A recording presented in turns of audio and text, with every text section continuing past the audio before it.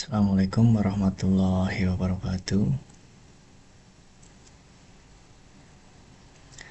Perkenalkan, saya Anwar Haji Saputra dari Teknik Informatika TI 22 SE 4. Di sini saya mau menerangkan kembali, meresum kembali tentang materi di pertemuan 3 dari komponen aktif pada elektronika dengan yang di-share oleh Bapak Asep Arwan Sulaiman, STMKOM. Tidak berlama-lama, langsung saya jelaskan saja. Apa itu komponen elektronika aktif?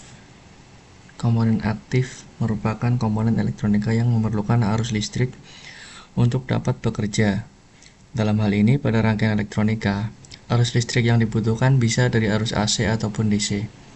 Disebut komponen aktif karena jika tidak dialiri arus listrik, maka rangkaian elektronika tersebut yang menggunakan komponen aktif tidak akan bekerja. Dan arti lain, komponen elektronika aktif merupakan jenis komponen elektronika yang memerlukan arus eksternal. Untuk dapat beroperasi, komponen-komponen elektronika yang digolongkan sebagai komponen aktif adalah dioda, transistor, dan tristor yang terbuat dari bahan semikonduktor seperti silikon, germanium, selenium, dan metal oksides.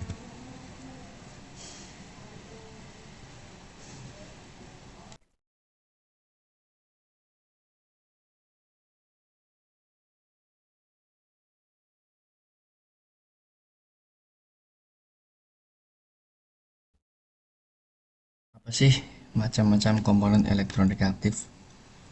Yang pertama ada dioda.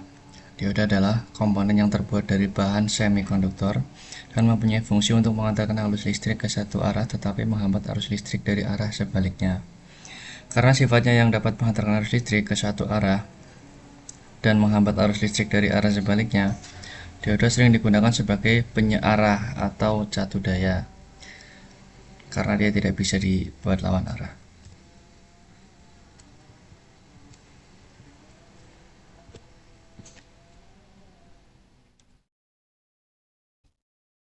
Bahan semikonduktor yang sering digunakan untuk membuat dioda adalah bahan silikon dan bahan germanium. Dioda pada umumnya mempunyai dua elektroda terminal, yaitu anoda dan katoda, dan memiliki prinsip kerja yang berdasarkan teknologi pertemuan PN semikonduktor, yaitu dapat mengalirkan arus dari sisi tipe P anoda menuju ke sisi tipe N katoda, tetapi tidak dapat mengalirkan arus ke arah sebaliknya. Sisi positif P disebut anoda dan sisi negatif N disebut katoda. Lambang dioda seperti anak panah yang arahnya dari sisi P ke N.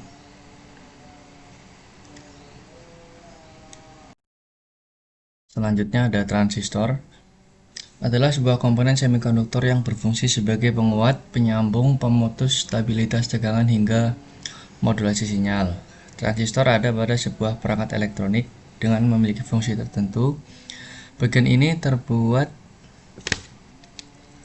dari bahan semikonduktor seperti gallium arsenide, silikon, atau germanium yang merupakan elektroda aktif. Secara umum, transistor dipakai untuk menjalankan fungsi sebagai penguat amplifier dan saklar.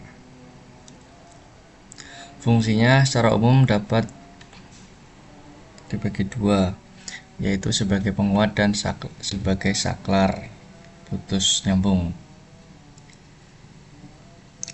Cara kerja sebagai penguat atau amplifier yaitu dengan meningkatkan nilai amplitudo gelombang yang masuk melalui input tanpa merubah karakternya.